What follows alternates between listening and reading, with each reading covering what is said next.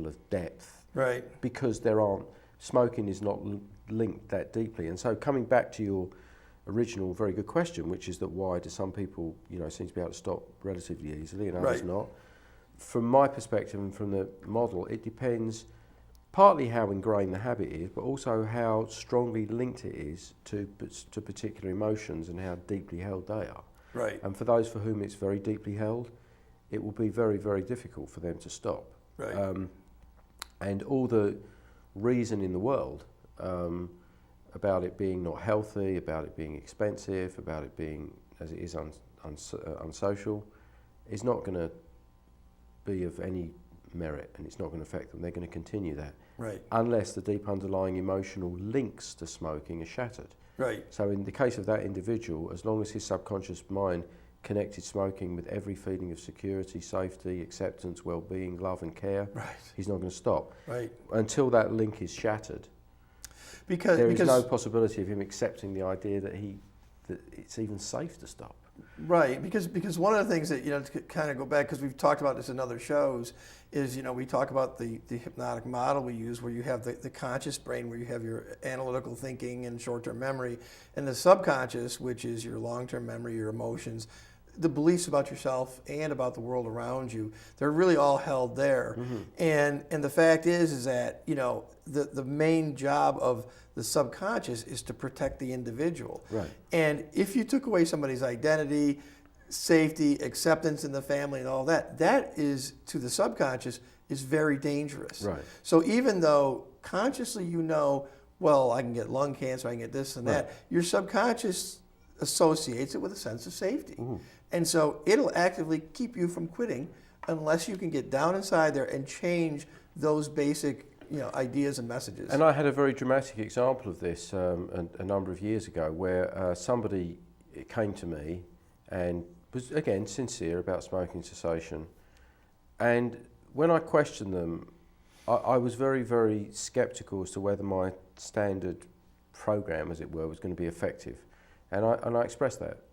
Yes. But they were very, very insistent, and I kind of caved, much to my chagrin, and so we embarked on the standard program. Their notion was, if that didn't work, they were going to do the more extensive program, right?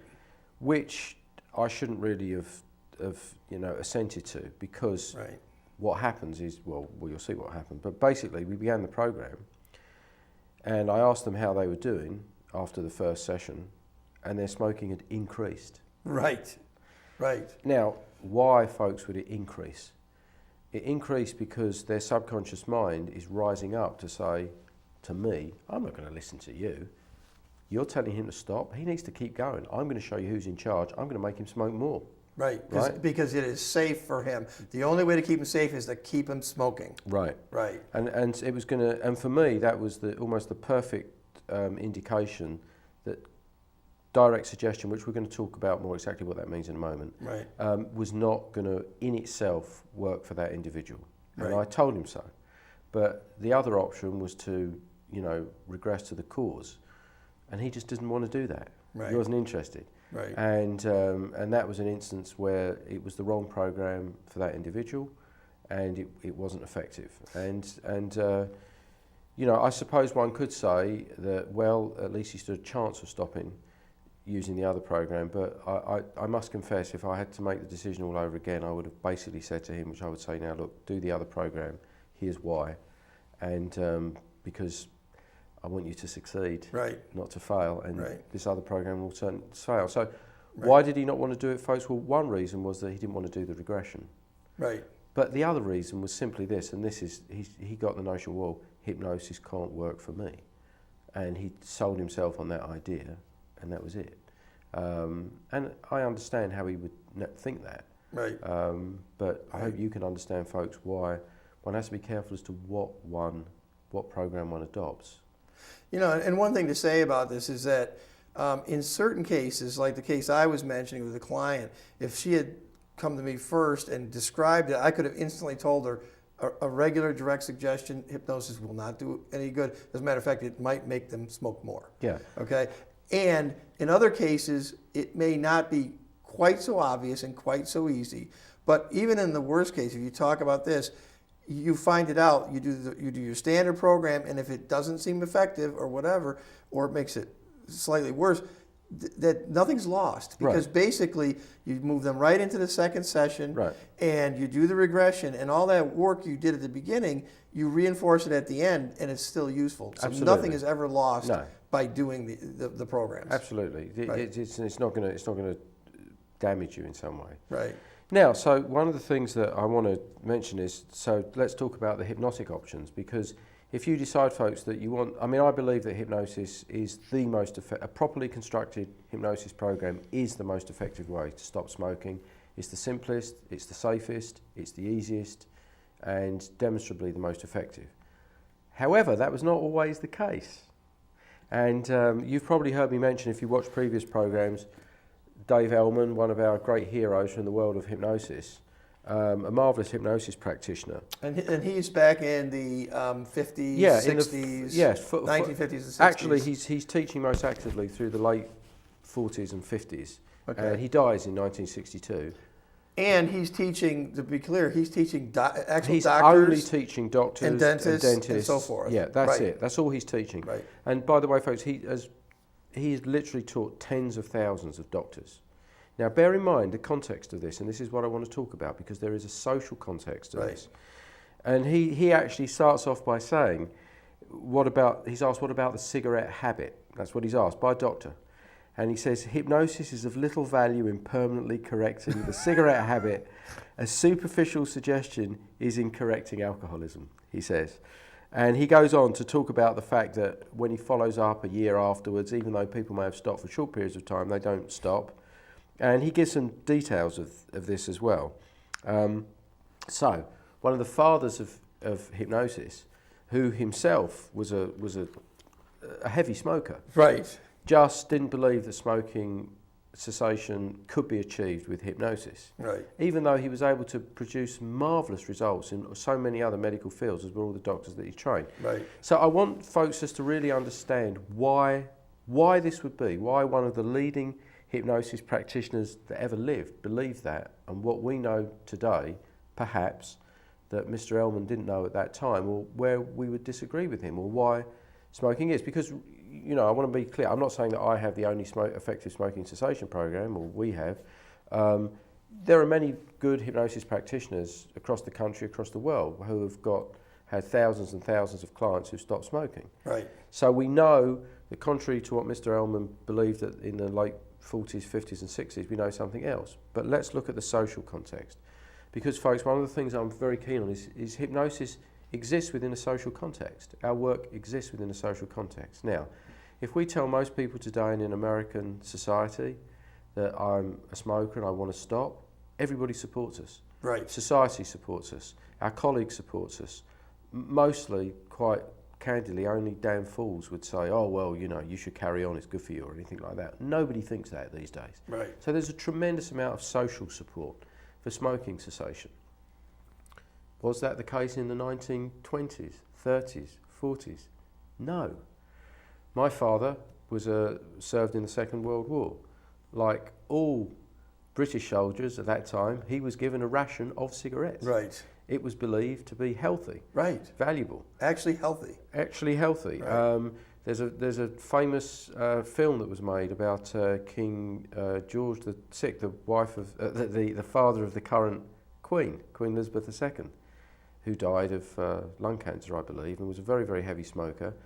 And the surgeons and doctors told him that it was healthy. It cleared the lungs, it cleared the throat. It had all sorts of health benefits. And there's a marvellous advert, I think, from the 1950s, where a doctor is there with a stethoscope, and it says, you know, doctors prefer Camel, or whatever the brand was, or something like that. So the social context did not exist at that time.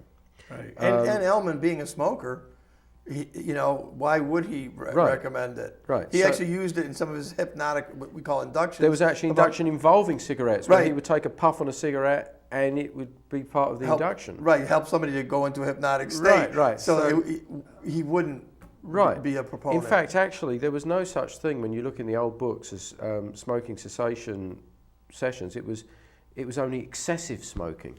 It wasn't smoking excessively. Excessively, I guess, meant, you know, one in each hand, or I'm not quite sure, but it wasn't deemed to be a problem. Yeah. Only, you know, from that time. So that's one thing. So fortunately now, it's not even so much that the hypnosis is different, but the social context is different. Right. So now, if one's choosing to use hypnosis, one then has to ask the question, what are the programs that one can do? So let's talk a little bit about those folks. So the first one that I want to let people know about is that almost everybody across the country has probably seen an advertisement in their local paper or their local radio and heard, coming to town or coming to a place near you, smoking cessation, guaranteed to quit, usually at a hotel somewhere. Come along, and for anywhere from $30 to $70, somewhere, you know, $49.95. Right. Come along, and we guarantee you stop. If you don't stop, we'll give you your money back, which sounds like a very good deal. Right. Well, unfortunately, we know that the hypnosis profession knows that large group sessions for smoking cessation, even if you're able to put together everything in the best possible way as a hypnosis practitioner, everything that you know of, is probably only going to be effective for between 8 to 12% of the people in the audience. What does that mean? It means that those hypnosis practitioners are relying on the fact that a lot of people are just not going to ask for their money back. Right. You know, they're going to forget about it, or they're going to stop for a short period of time, and then they won't bother after then. They'll just write it off because it's too small a sum of money to bother with. But if you can get 200 people in a room, and you know, and they're giving you, it's not a bad night's work for the hypnosis practitioner. But folks, as a hypnosis practitioner, I do not do sessions like that. I do not recommend you go to sessions like that, because it's simply a waste of your money. Right. And the thing that distresses me is actually not the money, because it's 3 to 10 packs of cigarettes. I don't care about that, and you probably don't either out there. But here's what distresses me. What distresses me is the notion that, oh, therefore hypnosis doesn't work. Right. And can't work for me. And what you're really being told there is this type of program does not work for you. And I'll let you know, folks, it doesn't work for the vast majority of people, however sincere you are at wanting to stop. So I do not recommend those programs, and frankly, some of those people who promote those programs and run those programs claim an enormous success rates of 80% and above. And I'm just going to say on the air, folks, that's a lie. It's just not true. And I would challenge any of those people to come along to show that they get long-term results of anything above a few percent. I really would, because I actually believe that that type of program brings what we do into disrepute and does not help people out there at large. So don't do it, folks. There's better options than that. Right. So talk about, those are the big group things that you see. Then you could say, okay, well now let's talk about the individual sessions, or even smaller sessions, and let's talk about direct suggestion. Right. So we're still doing what your standard program is, right. a direct suggestion type of technique. Right. And so there's a kind of a hybrid, which is what I would call a boutique group, a small group, 5 to 10 people. That can sometimes be marginally more effective than the big group, right, because the hypnosis practitioner is able to tailor things a little bit more. Right. But once again, the majority of people are not going to stop as a result of that. Some will. Some will stop from almost anything, but the most won't. Right. And again, we're looking for effectiveness here. We're looking for permanent cessation, not a temporary effect, however long temporary might be. Right. And so let's talk about individual sessions. Individual sessions, in other words, one hypnosis practitioner, one individual. Now, the great advantage of these is that they can be tailored to the individual. Right. One of the most common is the one session. In other words, one session of smoking cessation. Now, I know one hypnosis practitioner, I know several hypnosis practitioners, some very famous ones, who do one session smoking cessation. How effective are they with those hypnosis practitioners? Well, they claim high effectiveness, above 60%, maybe even more than that. Now, the thing that I would say about the people that I know that do this is two things. And we're talking about a single session of direct suggestion, whereby you're brought into a hypnotic state and given direct suggestions, reasons as to why not to stop. Right. And there's a couple of ways of doing that, but let's talk about it generally. One is that the people that do this successfully are very, very selective as to who they're going to admit into that program, and they're right to do so. Right. Because they're selecting the people for whom this is most likely to work, and Right. I think that's a good thing. Right. However, probably a full 30 to 40% of people who sincerely want to stop smoking, and you have to sincerely want to stop, that's not one session is not going to be effective for them. Right. For others, it will. So that's the next thing. Now, in that one session, there are two methodologies that I see people, practitioners using out there. One is what I would call aversion. It's to make the action of smoking repulsive. So that smoking a cigarette or even looking at it or picking it up is supposed to make you vomit, or you're supposed to smell dog poop if you're near a cigarette. These are various forms of aversion hypnosis. Can sometimes be effective, but generally speaking, they are not a particularly effective form. However much they're touted by some people, by measurement, they're not that effective. The other thing is that I personally prefer not to use any form of aversion, folks, because I think it's somewhat cruel and unhelpful. The goal of hypnosis is to return control to you. One of the things that we're saying is that if you're a smoker, smoking is controlling you, and you want to regain control. We don't want you to then be controlled by a suggestion that says every time you look at a cigarette, you get an adverse reaction. Let's say for some reason at some point in the future you determine, or medical research and science determines, that there is some value for you of smoking perhaps a cigarette, perhaps not with tobacco, perhaps with marijuana for pain reduction. I don't know. I don't want to create an aversion in you for something that may for some reason be beneficial, and it's not necessary to do that for you to stop. Right. The flip side of that coin is programs that introduce you to the many benefits, the personal benefits of stopping smoking. And they can be very helpful, and that approach does form a part of the programs of my program. Right. It's not the only part, but again, done in a single session, it's of limited effectiveness. So generally speaking, folks, if you're determining to come to a hypnosis practitioner, however skilled, however high their reputation may be, I would strongly question the chances of you stopping in a single, just one session. Right. Now, by contrast, there's another program that was popular some years ago that isn't done so much, which is a gradual reduction. Sometimes people have come for 5, 6, 7 short sessions of hypnosis. They'll smoking 20 a day, then next week 15, and as it goes on, so gradually reducing. That seemed to be a very persuasive argument and was very popular during the 90s and the early 2000s in hypnosis circles. Personally, I've never seen that to be that effective. Usually people stop appearing for sessions, or they can never get to the point where they finally stop. Right. So this gradual approach, I think it mollifies people, it mollifies weak hypnosis practitioners into believing that they're having an effect, but it's usually not very effective. Right. So be careful about programs like that. Right. Right. So one of the first things that you do, you mentioned it before we do, is evaluate someone to see. Absolutely. Are they, because there are people that will evaluate and tell them even just the standard program or the program with regression still wouldn't work for them. Absolutely. Because they really don't truly have the desire deep down to quit. Because it's one of the things to dispel is people think that hypnosis, you go into this mindless trance or whatever, yes, and that anything the hypnosis practitioner says, you'll just do. Right. And it's really not true. Really, you have to want it inside, right, or else they'll tell you to quit and you'll just reject the suggestion. Right, absolutely. And because if it wasn't that way, folks, hypnosis would be mind control. Right. What we can't do is make you want something. That would be mind control. Right. What we can do is, if you want something and you're having difficulties doing it because of the reasons that we suggest, because of ingrained habit, the subconscious mind and all the other things, that we can help you with. Right. And so what that means in smoking cessation is you have to want to quit.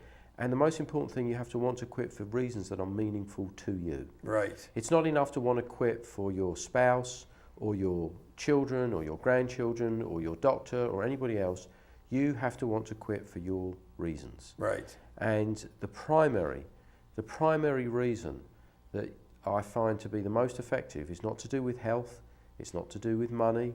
It's not to do with social acceptability or anything else. It's simply to do with this, folks. And here's the key. Do you feel that cigarettes are controlling your life? Are you sick of that? If that's what you feel, that you want to stop cigarettes controlling your life, you have the basic conscious mind desire to be successful in the types of programs that we recommend. Right. Or any program. And if you don't have that, then everything is going to be a struggle. And that's one of my key tests. Right. Because I mean, basically, you're not out there just to make money. Right. Just to run people through a program, like you say, some of these big ones that with all the people that they have them at hotels and things like that. If we truly feel that someone isn't a good candidate, we'll tell them that. Absolutely. And let's like any other person in business, I want to make money. Look, if I could find a way to effectively, or I knew of anybody that effectively could bring 200 people in a room and have 90% of those people stop smoking permanently, more power to them. I'd love it. And if it made us money, I've got no objection to that. Right. But what I'm most concerned with, I want people that leave my program to say, hypnosis works. Right. This works. Right. This is effective. Right. And then it strengthens what we do. It strengthens the repute of our profession. Right. And it encourages people to adopt this very powerful methodology. The last thing I want is people out there in the world saying, I tried that as well. There's no effect. Right, and that's the biggest problem. If you go to a regular program and you really need an expanded program like you do, which is it's just not available. Right. You'll just immediately think that hypnosis doesn't work. Right, and when we talk about an expanded program, folks, just to be clear, yes, we're talking just actually about 2 sessions. Right. Right. We're not talking about 10 sessions or 15 sessions or weeks and weeks. Those 2 sessions are structured in very, very particular ways. Right. On the subsequent program, we're going to talk a little bit more about specifically how they're structured, what they're aimed at, why they're structured in the way they are. But it's not just 2 sessions of exactly the same thing, one after another. Right. It's not just the volume of them, it's how they're structured, the distance they are apart between each other, and how we work with people to determine it's going to work for them. Right. And the things we touch. Right. And so, after a lot of experimentation and a lot of drawing on the research and experience of hypnotists from many different hypnotists, young and old, I found this program to be very, very effective, by which I mean that people become permanent non-smokers. That's my goal.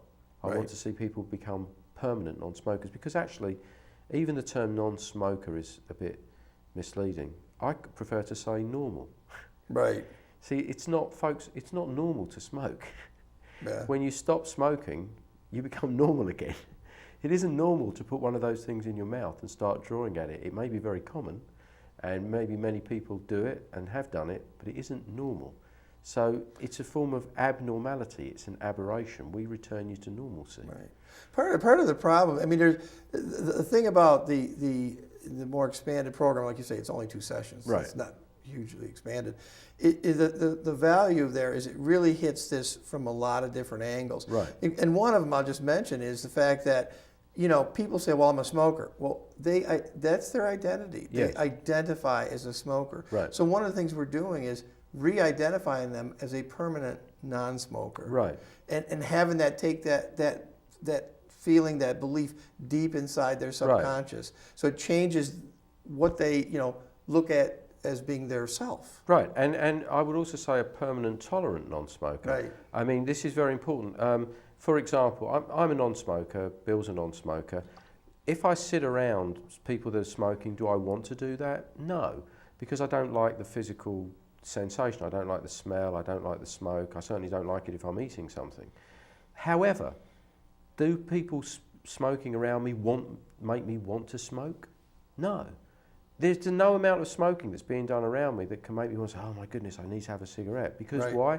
It has no link for me, it has no meaning for me. Right. There's nothing connected, and that's the way we want our folks to be. It just has no meaning for them anymore.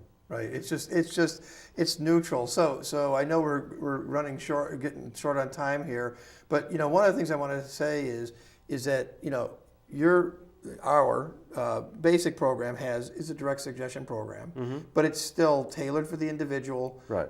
So it's very powerful if they meet the criteria. And it has a certain amount of regression in it too. Yeah, and then the expanded one, which is only two sessions, does still include direct suggestion, but includes the regression to the cause. Yes. And a couple things about that is what we find is that a lot of times the reason that people think they started smoking isn't really the reason. And when we take them back to the scene of the first cigarette, we did this recently, and a gentleman said, "Oh, I started smoking. I was working in the kitchen, and the guys would go out and smoke, and so that's why I started smoking." Well, when we brought him back to that scene, we found out that he was doing it to impress a girl. Right. And so his belief inside was, well, if I want to impress a woman, a girl, I need to be cool and smoke. Right. And so we had to discover what is the original reason and change that concept. Right. So we changed that concept. No, she would still date you if you were a non-smoker, if you didn't take that first cigarette. Right, exactly. So that's one of the things. Is so we hit it and we discover the original cause and we change the thinking about that original cause. Correct. And then the other thing is that we identify all the triggers. You mentioned that earlier at the beginning. Yeah. We identify the triggers and we help neutralize those kind of things. Right. So that when they have the trigger, there's a suggestion to help them get by the trigger. Absolutely. And we can get into the specifics next time. And we're going to do that next time. Right. So there's a bunch of different things in here we can get deeper into. There is. And there's one last factor just in the last few minutes that we haven't mentioned at all, and I just want to come to it. Money. Right.